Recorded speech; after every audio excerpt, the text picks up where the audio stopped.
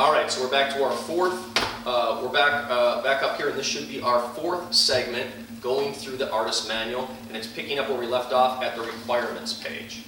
Okay, so if you're following along at home, we're on the requirements page. And we talked about most of this stuff already, so we'll go through this pretty briefly. Accomplished artists, a CBA must already be accomplished. I talked about that. I'm not taking on any artists who are still learning their craft, are new to the business, haven't done much wedding work yet. You have to be experienced, and you have to be amazing to be on our team. That's it. Okay? Reliable transportation. You got to be able to get there. I need to be able to count on you.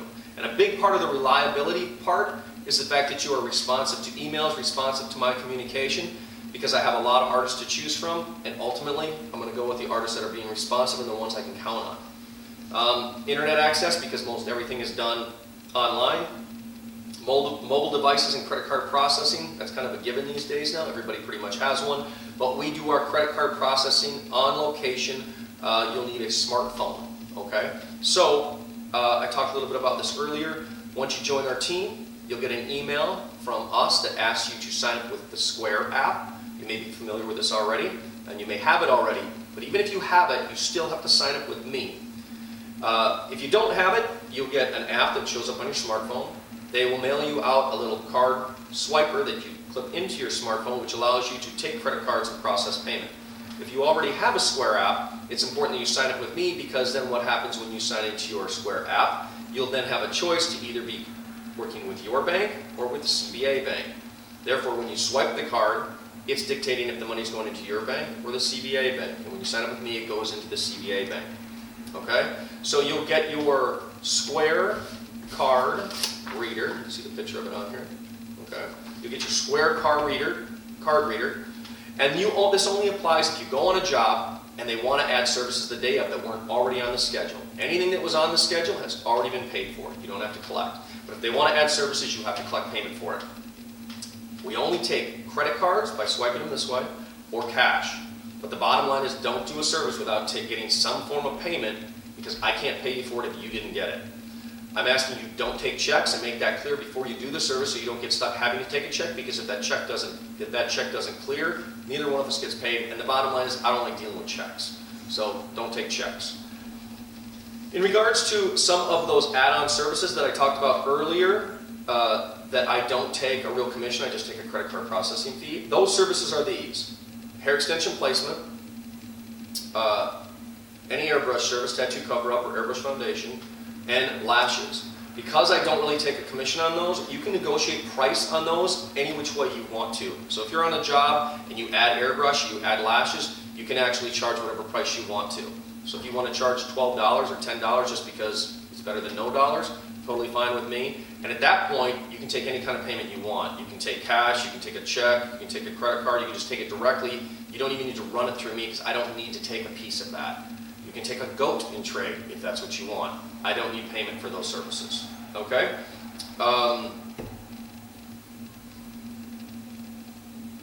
Okay. So I think that's enough about the Square app. Once you join me, you'll get an email asking you to sign up with Square. Professional kit, it's required that you have a professional kit, using professional products only. And as we kind of move along here, there's a page in here that gives an example of what a professional makeup kit should have in it, so that we're all on the same page of what that should look like. You are expected to be exercising a high level of cleanliness. You should be operating to code. You should be extremely attentive to being sanitary. Those things are very important. How those will come out poorly is if we receive any kind of negative feedback, negative reviews, and what ends up happening with those is we have a conversation, and if that's a behavioral pattern that an artist might have, we just end up not working together, because negative reviews are the worst thing that can happen to us. Positive reviews are the only thing that keeps our business continuing to grow, so everything is about the reviews. Next, on time, you're expected to be there 15 minutes prior to the job. Dress code, we talked about that, all in black with your lanyard presented. Lead artist. On any given job, one of the artists is identified as the lead. All this means is, that lead person is typically assigned to the bride.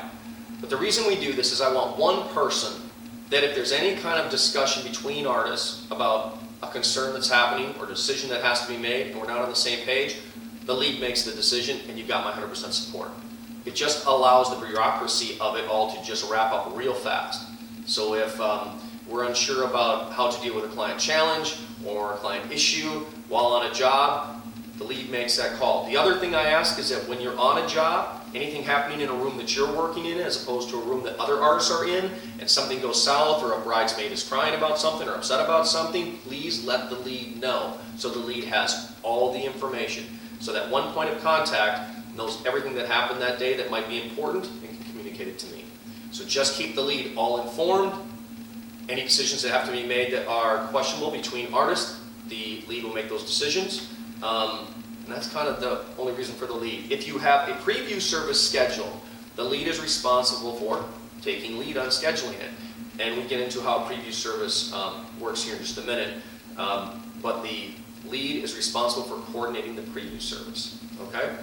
The last item on this page is talking about coordinating the preview service. If a preview service or trial run or practice run, we call it a preview service, is requested, the lead artist assigned is required to coordinate the scheduling between the bride and any other artist that may be assigned to the preview service. Here's how it works. So we send out an automated email to the bride at the time that a preview service needs to begin getting coordinated. We do that 3 months prior to the wedding date, unless we're already sooner than that. But at the soonest, 90 days before the wedding, an email goes out to the bride. It looks like it's from the lead artist and basically says something to the effect of, "Hi, I'm Mary, I'm your lead artist, I'm very excited about your wedding coming up. It looks like you've signed up for a preview service, so we need to begin coordinating and getting that scheduled." In that email, it also details some rules and some guidelines to keep the artist from being taken advantage of. For example, it states that our preview services need to happen typically Monday through Thursday, and if the client wants to do them on the weekend, there may be an additional charge. It also talks about how we come to them, so they'll need to provide space for us to come and do that service.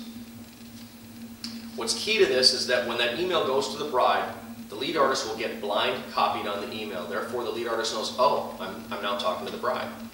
The bride reads the email, and the directive that the bride is given is it says, so, please reply back to me and let me know 2 to 3 days and times that work for you and locations where you might want to have the preview service. When that bride hits reply, the email will now come directly to the lead artist, and now you're just emailing back and forth until you can coordinate this preview service. Preview service is very important for you to kind of understand.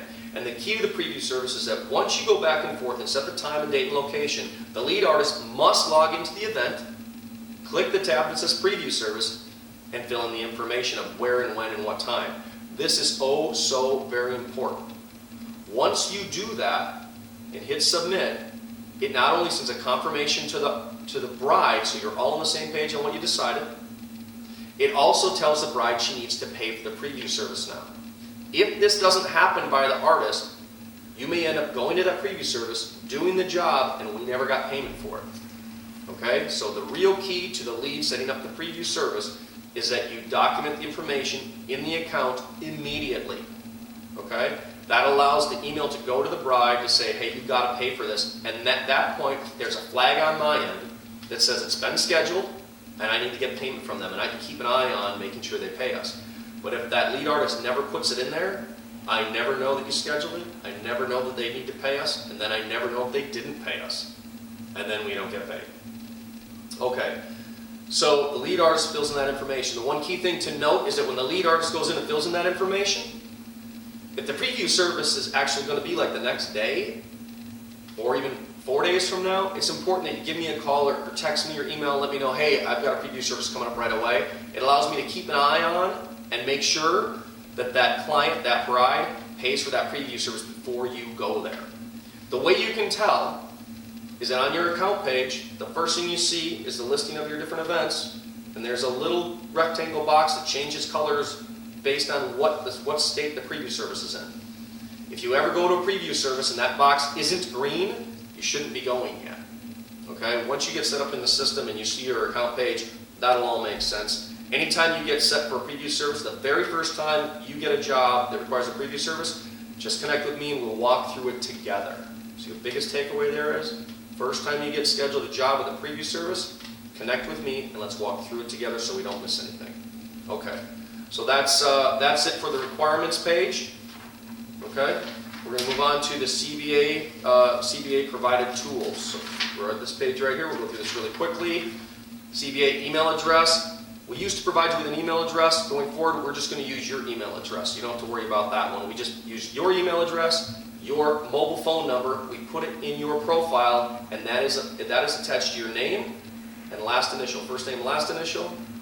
Email, mobile phone is on every event that you get assigned. Therefore, the bride can see it, and any other artist assigned to that job can see your name, first name, last initial, email address, cell phone number.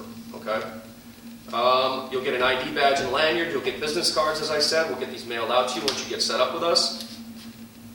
On this page, you can see a screenshot of what your account page looks like. So take a good look at that.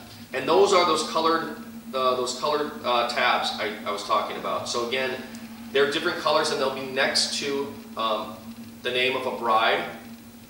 Oh, these are passed. Never mind. So we'll look at a different picture moving forward. We're going to go down to the bottom of this page. Criteria used for assigning an artist positive standing, artist request, location. Okay, so this just talks about, okay, who gets priority on booking. The way it works is, my artistic advisors get priority booking. I only have a couple of them throughout the different regions. Those folks get priority booking because they help me as artistic advisors, and that's part of their compensation, is they'll get first book before anybody else. But after that, it's based on, one, how many bookings you have already, so I can prioritize to see who has more bookings and who has less. And I first prioritize by who has the least.